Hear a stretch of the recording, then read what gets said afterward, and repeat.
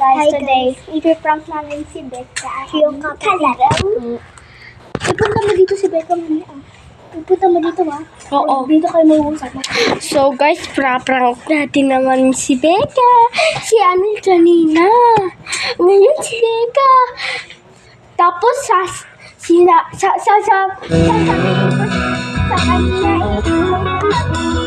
Sana'y pakinggan mo ang awit ng pusong ito.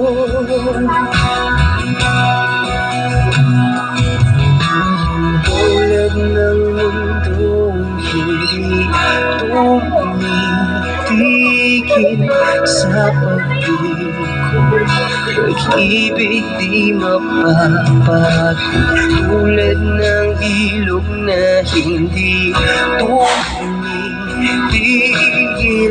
sa pag-agos, pag-ibig di matatapos.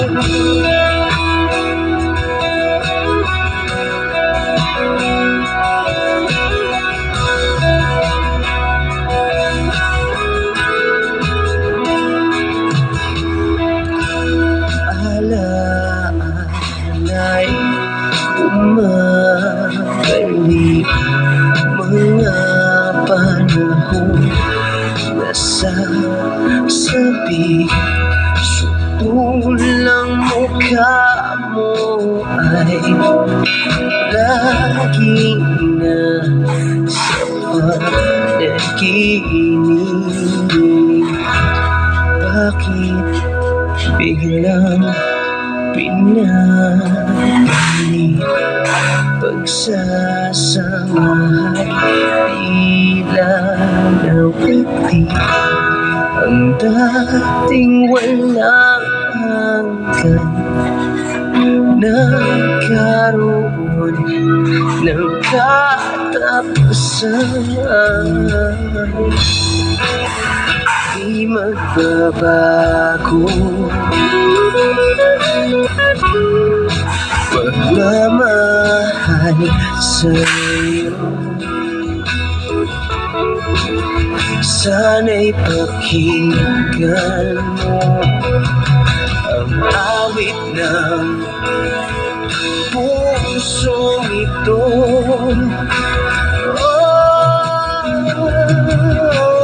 Tulad ng mundong hindi tumitigil sa pag-ikot, pag-ibig di mapapago. Tulad ng ilog na hindi tumitigil sa pag-agos, pag-ibig di matatapos.